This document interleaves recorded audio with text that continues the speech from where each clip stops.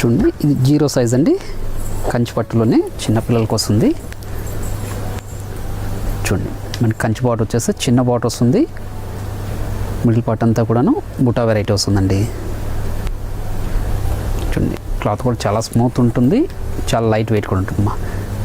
చూడండి, పళ్ళు మనకి బ్లౌజ్ వచ్చేసి కాంట్రాస్ట్గా ఉంటుంది, ప్లెయిన్ వస్తుంది. దీని ప్రైస్ వచ్చేసి 1800 రూపీస్ అండి.